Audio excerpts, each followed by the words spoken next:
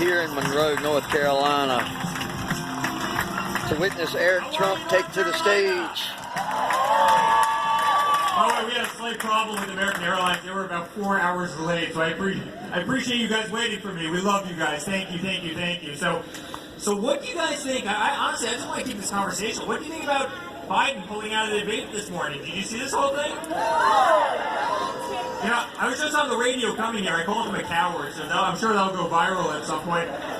But think about this, right? My father's on Maria Bartiromo this morning. You literally can't make this up. He's on Maria Bartiromo. They're having a conversation. She goes, Mr. President, news is breaking right now that the Presidential Debate Commission just announced that you're not going to have an in-person debate. He goes, why wouldn't we have an in-person debate? Every president for the last 200 years has had an in-person debate. How are we going to have the debate? Well, it's going to be over a Zoom call. He's like, I'm not doing a damn debate over a Zoom call. We're going to do a debate in person.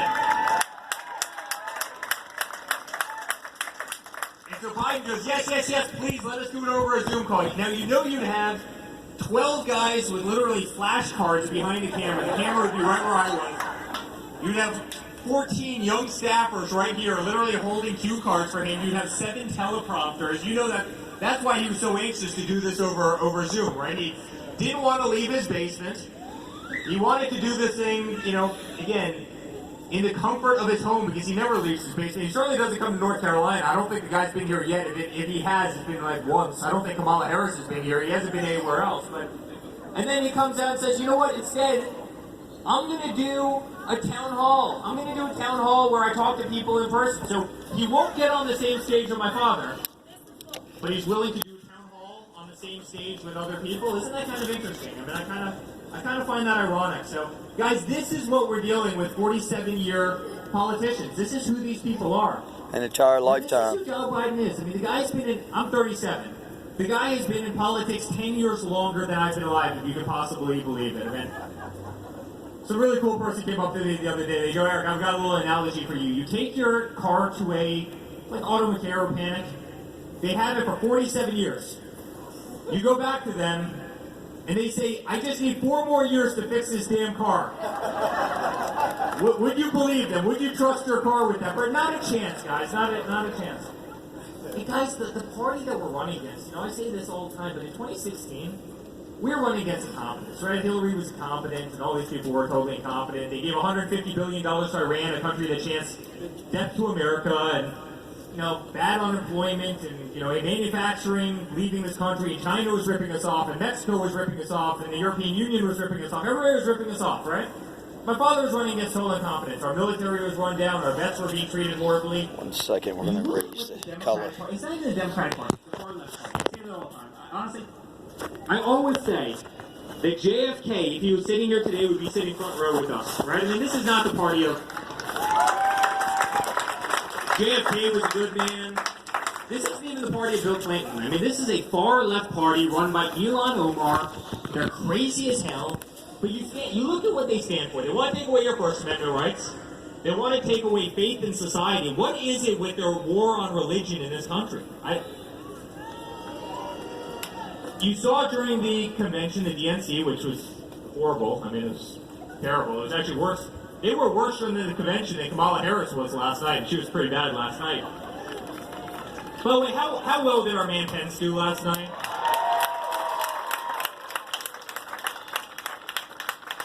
That's what you call an easy victory last night, I think, right? A very easy victory. And by the way, he's one of the greatest guys. When my daughter, by the way, you know my daughter's name is Carolina.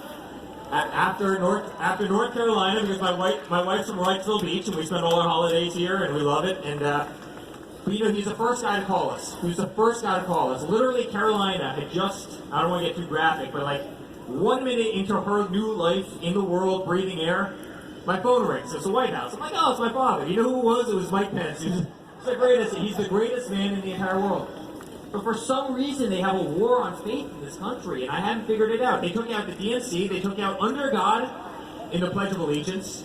Why? Because they work for China. On faith. They want to keep churches closed. They're happy to open liquor stores, but they want to keep churches closed. It doesn't make sense. One of the first things, I'll never forget this as long as I live, and I tell this story almost every day. My father gets to the White House. It's January. You still have the Christmas tree on the the south grounds of the White House. And they kept on calling it a holiday tree. He goes, why the hell are you guys calling it a holiday tree? It's not a holiday tree. Does it have lights on it? Yes. Does it have ornaments on it? Yes. Does it have the fake snow stuff on it? Yes. They call it a damn Christmas tree. It's a Christmas tree. Stop calling it a holiday tree.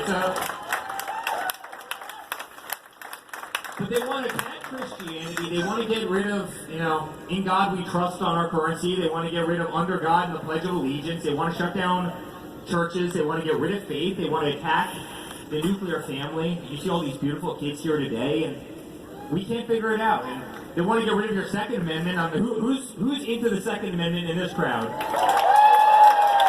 Bring me my phone cover. It's I one set of the this reasons down. I fight so hard. It's something that I Please. truly cherish. But they want to get rid of your Second Amendment. And I mean, she wouldn't answer the question last night. Are you going to stack the courts? Now, Joe Biden wouldn't answer this question last week in the debate, but literally they asked her last night, are you going to stack the courts? Well, we're not going to get into that. Of course they're going to stack the courts. They're going to put far left activist judges on the Supreme Court. And by the way, there goes your freedom of religion. There goes your, faith. There goes your Second Amendment. There goes your freedom of speech. They want to increase your taxes by $4 trillion. So not only do they want to take back the tax cuts that my father put in, right, that saved the average person about $2,500. It saved small businesses in the country. It brought manufacturing back. But not only do they want to roll that back, but they want to add another $4 trillion in taxes. Think about this. These people are crazy. They want to get rid of all private health insurance. Who has private health insurance here? So they want to get rid of private health insurance. They would totally mess up Social Security in this country if they ever got in. But there's 180 million people on private health insurance. And Kamala Harris comes out, Joe Biden, well, we want socialized medicine. It's like, how well did that work in Venezuela? How well did that work in Cuba? And that's what these people do. Yeah, Obamacare. Obamacare is the worst piece of legislation in the history of this country. And you see my... You're allowed to say that. I can't. The fake news back there, they would attack me if I said what you just said, but I totally agree with you.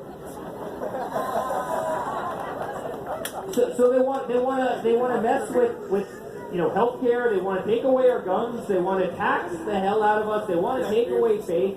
I mean, this is the party that we're dealing with. You see them last night in terms of oil and gas. We have the lowest gas prices in the history of the country, right? You go fill up your car. It's like $1.09. In New York, it's like $1.99, which means down here it's even, it's exponentially cheaper than that. You go, I want to get rid of fracking, she says, right? And then last night she's on the debate stage. We never said we want to get rid of fracking. It's like 2 weeks ago you were out there yelling and screaming that you want to get rid of fossil fuels, you want to ban fracking. It's like we don't have YouTube. It's like we're living in the 1800s. It's unbelievable. I never said that. It's like, yes, you did. You said it 3 weeks ago. I mean, these people are crazy. And then you have the war on law enforcement. The law enforcement officers of this country are the greatest men and women we have.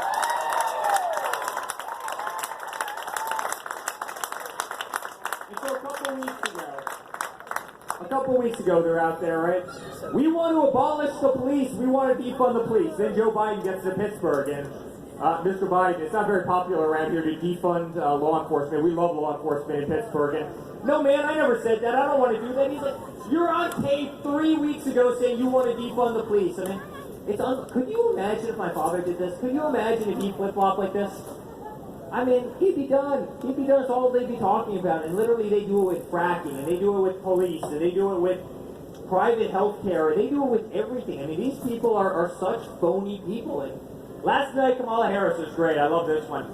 She said, Joe Biden saved the auto industry in this country. Now,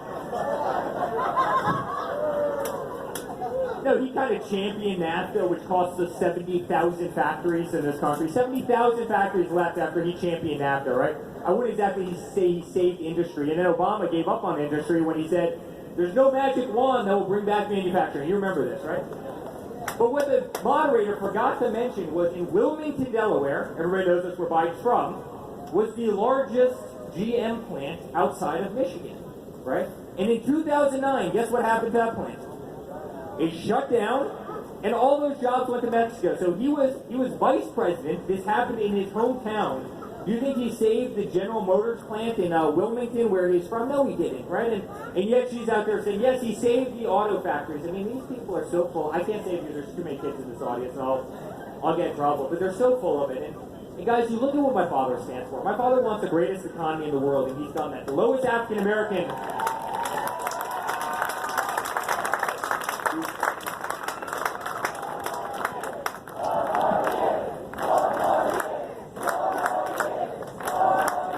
I love her. I love you. But listen, he wants the best economy in the world. He wants the best wages in the world. He wants our jobs to come back to this country. He wants the greatest military in the world, you know? And he doesn't want to leave our troops overseas sitting in the middle of a desert for 20 years. You know, he's always said, it's very simple. He's a very simple military philosophy. Have the greatest weapons, have the greatest troops, have the greatest training, have the best aircraft carriers and the best, you know, fighter jets and the best satellites and ultrasonic weapons. And what he's doing with Space Force is incredible. And, you know, leave our troops over here, and if we ever have to hit the enemy, which hopefully we never do, you go in there and you hit them so damn hard that they never mess with you ever again. Ever again.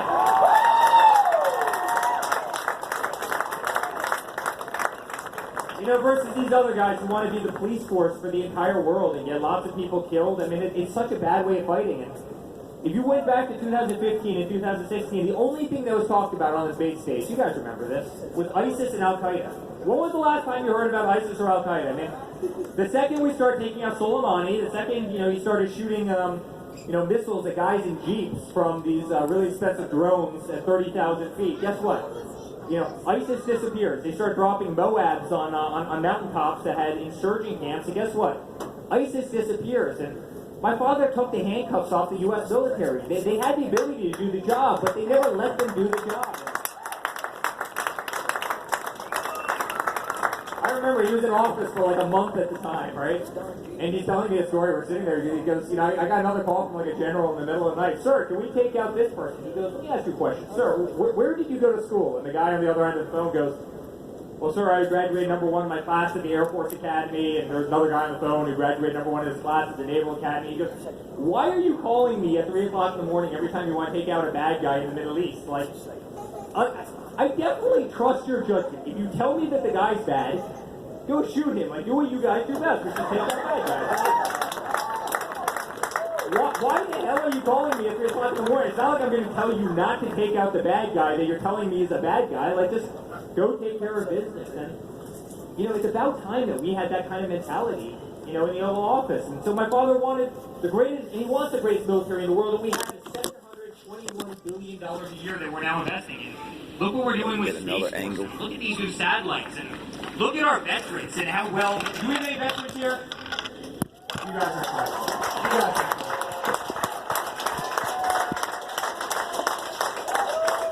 First of all, thank you for your service. Second of all, and 9 Line's an amazing company. Thanks for waiting for that t-shirt. But second of all, I don't need to tell you how bad the VA was. You all saw it. Guess what? He came in, he goes, you know how you fix the VA? You give them a private option where if somebody doesn't like the VA and they're not treating them well, they can go to any doctor they want and we'll pay the cost. And guess what? Now the VA has a 94% approval rating. It's the best approval rating that the VA's ever had. So he took care of our VA, he fixed the military, he fixed our economy, and the lowest unemployment, and wages are going through the roof, and China's no longer ripping us off. They were eating our lunch. And Mexico is eating our lunch. And listen, you saw the